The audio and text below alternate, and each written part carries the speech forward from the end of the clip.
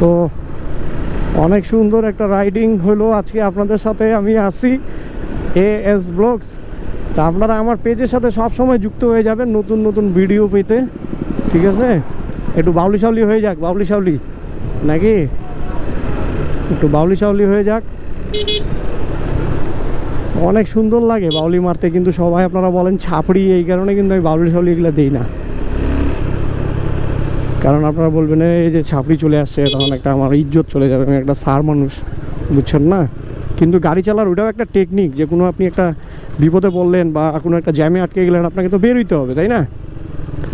আপনি যদি বের হইতে না পারেন তাহলে তো অসুবিধা। তাহলে যাবো সুকসা করে, আসতে ব্রো।